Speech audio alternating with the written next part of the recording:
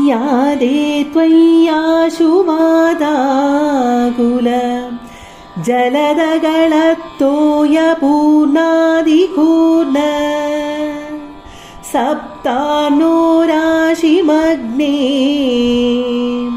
ജഗതി സതുജലേ സംഭ്രമൻ വർഷകോടി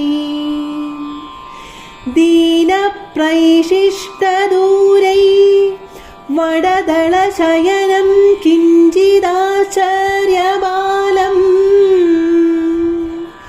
ത്വാമേവ ശ്യാമളാംഗം വദനസരസിജന്യസ്തപാദാംഗുലീകം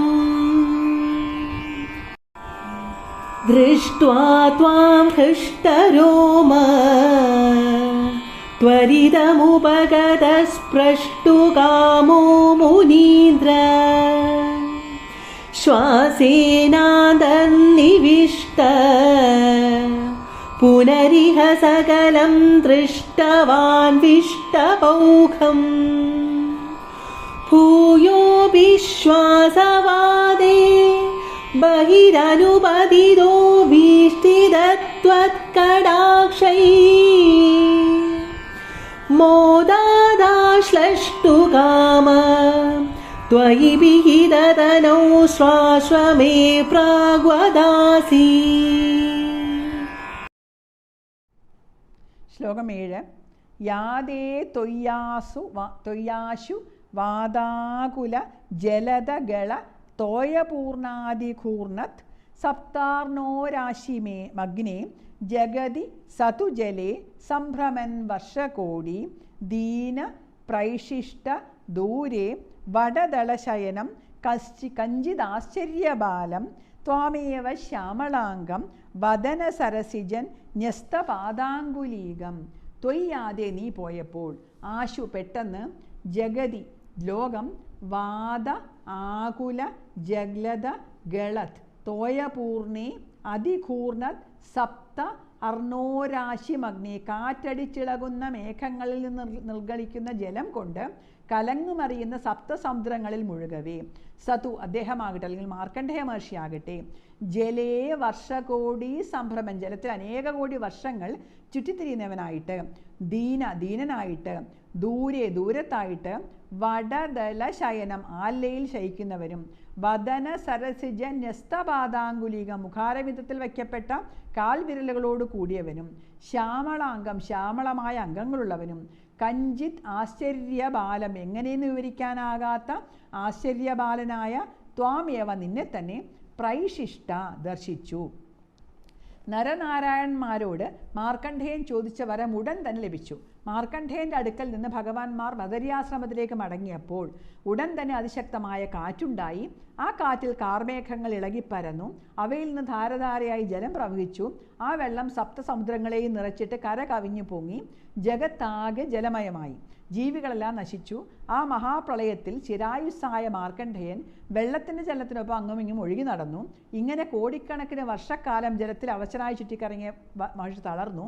ദീനനായ അദ്ദേഹം ദൂരെയായിട്ടൊരു കാഴ്ച കണ്ടു. അകലെയായി ഒരു പേരാലിൻ്റെ ഇലയിൽ ഒരു ശിശു കിടക്കുന്നു. ശ്യാമളവർണ്ണായ ശിശു തൻ്റെ കാൽ പെരുവിരൽ വായിലാക്കിക്കൊണ്ടാണ് കിടപ്പ്. താമരപ്പൂ പോലെ അഴകാർന്നാണ് ആ ബാലൻ്റെ കൈകാലുകളും മുഖവും. അത്ഭുത ബാലനെ ദർശിച്ച മാർക്കണ്ഡേയൻ ആനന്ദത്തിൽ ആറാടി. ശ്ലോകം 8. ദൃഷ്ട്വാ ത്വാം ഹൃഷ്ടരോമ ത്വരിതമുപഗത സ്പൃഷ്ടുകാമോ മുനീന്ദ്ര ശ്വാസേനാന്തർനിവിഷ്ട പുനരിഹ സകലം ദൃഷ്ടവാൻ വിഷ്ടബൗഖം ഭൂയോപി ശ്വാസവാദേർ ബഹുരനുപതിതോ വീക്ഷിതത്വത്കടാക്ഷേർ മോദാദാശ്ലഷ്ടുകാമ ത്വയി പിഹിതതനു സ്വാശ്രമേ പ്രാഗ്വദാസീത്. മുനീന്ദ്ര മുന്മാരുടെ ശ്രേഷ്ഠൻ അല്ലെങ്കിൽ മാർക്കണ്ഡേയൻ ത്വാം ദൃഷ്ട്വ നിന്നെ കണ്ടിട്ട് ഹൃഷ്ടരോമ ആനന്ദപുളകനായിട്ട് സ്പൃഷ്ടുകാമ സ്പർശിക്കാൻ ആഗ്രഹിക്കുന്നവനായിട്ട് ത്വരിതം ഉപഗത വേഗത്തിൽ അടുത്തു വന്നു ശ്വാസേന അന്തനിവിഷ്ട ശ്വാസവായുവിയുടെ ഉള്ളിൽ കടന്നിട്ട് പിന്നെ ഇഹ ഇവിടെ സകലം വിഷ്ടബൗഖം ദൃഷ്ടവാൻ സകലം എല്ലാ ലോകസമൂഹങ്ങളെയും കണ്ടിട്ട് ഭൂയാബി വീണ്ടും ശ്വാസവാദേ ബഹി അനുപതിതേ ശ്വാസവാദങ്ങളോടുകൂടി പുറത്തേക്ക് വീഴ്ത്തപ്പെട്ടവനായിട്ട്, ത്വത്കടാക്ഷേ നിന്റെ കടാക്ഷങ്ങളാൽ വീക്ഷിത കാണപ്പെട്ടവനായിട്ട്, മോദാത് ആശ്ലേഷ്ടു കാമാം സന്തോഷം കൊണ്ട് ആശ്ലേഷിക്കുന്നതിന് ആഗ്രഹിച്ച്, ത്വയി പിഹിതതനു നിന്റെ നീ ശരീരം മറിച്ചപ്പോൾ, സ്വാശ്രമേ തൻ്റെ ആശ്രമത്തിൽ, പ്രാഗ്വത് ആസിത് മുമ്പിലത്തെ പോലെ ഭവിച്ചു.